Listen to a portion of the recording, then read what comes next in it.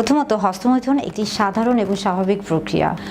হস্তমৈথুন বলতে আসলে আমরা কি বুঝি? হস্তমৈথুন বলতে মূলত আপনি একজন ব্যক্তি যখন তার সঙ্গী ছাড়া নিজে নিজে যৌন উত্তেজনা তৈরি করতে চায় এবং সেই যৌন উত্তেজনা তৈরি করার মাধ্যমে সে তার যৌন যে তৃপ্তি সেটা সে নিবারণ করে, এটাকেই মূলত হস্তমৈথুন বলা হচ্ছে। হস্তমৈথুন কিন্তু ছেলে মেয়ে অথবা উভয়ের যে কোনো লিঙ্গেই কিন্তু এটা দেখা যেতে পারে। ধর্মীয়ভাবে অনেক ধর্মেই কিন্তু হস্তমৈথুনকে নিষেধ করা হয়েছে, কিন্তু আমি যেহেতু একজন চিকিৎসক এবং দেখা যায় যে আমাকে অনেকেই প্রশ্ন করেছেন যে আসলে হস্তমৈথুন শরীরের জন্য খারাপ কিনা, বা হস্তমৈথুন করা হলে আমি বিয়ে করতে পারবো কিনা, বাচ্চা হবে কিনা। মূলত আপনাদের এই প্রশ্নগুলোর জন্যই আমি কিন্তু যে চিকিৎসা বিজ্ঞানের ভাষায় হস্তমৈথুনের ব্যাপারগুলো আপনাকে বলছি। তবে আপনি যদি ধর্মীয়ভাবে চিন্তা করেন সেই ক্ষেত্রে কিন্তু বিভিন্ন ধর্মে এটাকে নিষেধ করা হয়েছে, কিন্তু আপনি যদি বিজ্ঞানের কথায় আসেন বা চিকিৎসা শাস্ত্রের কথায় আসেন সেই ক্ষেত্রে এটা কিন্তু একটি স্বাভাবিক যৌন আচরণ হিসেবেই বিবেচিত হয়েছে। আমি এখন যে কথাগুলো বলবো এটার মাধ্যমে আমি কাউকেই কিন্তু হস্তমৈথুনে উৎসাহিত করছি না। আমি শুধুমাত্র আপনারা যে প্রশ্নের উত্তরগুলো জানতে চেয়েছেন, আপনাদের যে অজানা বিষয়গুলো আছে সেই বিষয়গুলোকে জানানোর চেষ্টা করছি। হস্তমৈথুনের মাধ্যমে কি হয় আসলে এখানে দেখা যাচ্ছে যে আপনি দেখেন হস্তমৈথুন অর্থাৎ আঙ্গুল বা হাতের মাধ্যমে পুরুষ তার লিঙ্গ অথবা মহিলা তার যোনিপথে একটা ঘর্ষণের তৈরি করে, এবং যার ফলে সে কিন্তু একটা যৌন তৃপ্তি বা যৌন সুখ উপভোগ করে, এবং এটিকেই মূলত হস্তমৈথুন বলা হচ্ছে। একটা সময় ধারণা করা হতো যে হস্তমৈথুন শরীরের জন্য খারাপ, কিংবা অনেকে এটাকে একটা বিকৃত যৌন আচরণ মনে করত, কিন্তু বর্তমানে আধুনিক চিকিৎসা শাস্ত্রে এটিকে কিন্তু একটি স্বাভাবিক প্রক্রিয়া হিসেবে বলা হচ্ছে, এবং বলা হচ্ছে যে এটি একটি স্বাভাবিক যৌন আচরণ। কখন এটি আপনার শরীরের জন্য ক্ষতিকর হবে? যখন এটি মাত্রাতিরিক্ত ভাবে।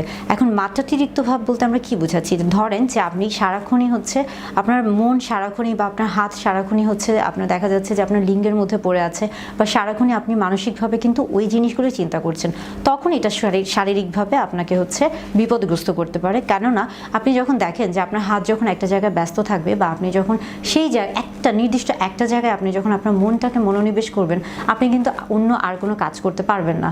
তখন স্বাভাবিকভাবে আপনার কিন্তু শরীরের যে অন্য যে চাহিদা, অন্য যে কাজগুলো সেগুলো কিন্তু ক্ষতিগ্রস্ত হবে। সেদিক থেকে যদি বলে থাকি যে হ্যাঁ, তাহলে সেদিক থেকে হস্তমৈথুন আসলে শরীরের জন্য ক্ষতিকর, কিন্তু শরীরের জন্য হস্তমৈথুন একটি সাধারণ যৌন আচরণ। অনেকে বলে থাকেন যে হস্তমৈথুন করলে শরীরের অনেক ক্ষতি হয়ে থাকে, অথবা হস্তমৈথুন করার পর তার অনেক দুর্বল লাগে, খারাপ লাগে, শরীর একটা অতিরিক্ত দুর্বলতা কাজ করে। কিন্তু আসলে হস্তমৈথুনের ব্যাপারটা যে এটা কিন্তু আপনার শরীরকে দুর্বল করে না। আপনি দেখেন যে যখন আমরা বলে থাকি যে অনেকের ক্ষেত্রে কিন্তু স্বপ্নদোষ হয়ে থাকে, তো স্বপ্নদোষের ক্ষেত্রে কি হয়ে থাকে যে আপনার যে বীর্যর যে পরিমাণটা সেটা যখন অতিরিক্ত পরিমাণে তৈরি হচ্ছে, কিন্তু সেটা যখন বের হতে পারছে না, অর্থাৎ আপনি যদি ধরেন যে আপনি শারীরিকভাবে কারোর সাথে মেলামেশা করছেন না, বা আপনার সেই সুযোগটা নেই, তাহলে সেই ক্ষেত্রে আপনি যদি হস্তমৈথুন করে থাকেন সেই ক্ষেত্রে কিন্তু আপনার স্বপ্নদোষের পরিমাণটা কমে যাবে। এটা একটা ব্যাপার। আর আরেকটা ব্যাপার যে হস্তমৈথুনের ক্ষেত্রে আপনার নারী পুরুষ উভয়ই হস্তমৈথুন করতে পারে, এটাতে কোনো অসুবিধা নেই। হস্তমৈথুন করলে চিন্তার কোনো বিষয় নেই। আর এটি আপনার পরবর্তীতে যৌন আকাঙ্ক্ষা বা বিয়ের ক্ষেত্রে যে যৌন যে চাহিদা, কিংবা বাচ্চা জন্মদান বা বাচ্চা গ্রহণের ক্ষেত্রে যে ব্যাপারগুলো আছে এগুলোতে কোনো পার্শ্ব প্রতিক্রিয়া রাখে না। তবে যদি আপনি স্বাভাবিক কোনো পরিস্থিতিতে দেখা যাচ্ছে যে আপনি ধরেন যে আপনি একটি পাবলিক প্লেসে আছেন, বা আপনি ওখানে এমন কোনো একটা খারাপ আচরণ করছেন, আপনি সবার সামনে যদি হস্তমৈথুন করেন তখন কিন্তু আপনাকে সবাই খুবই নেতিবাচক হিসেবে দেখবে।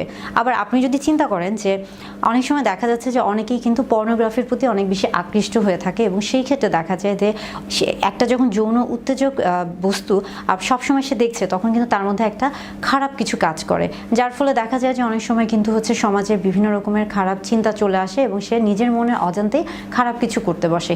সেই ক্ষেত্রে হস্তমৈথুন কিন্তু ভালো, কারণ সে দেখা যাচ্ছে যে অন্যের ক্ষতি না করে নিজের যে যৌন আকাঙ্ক্ষা বা যৌন তৃপ্তি সেটা নিজে থেকেই চাহিদা মেটানোর চেষ্টা করছে। অর্থাৎ সে অন্যের উপর কিন্তু ডিপেন্ড হচ্ছে না, অন্যের উপর নির্ভর করতে হচ্ছে না, সে নিজের উপর নির্ভরশীল হয়ে সে তার যৌন আকাঙ্ক্ষা বা যৌন চাহিদা, যৌন তৃপ্তিটা মেটাচ্ছে।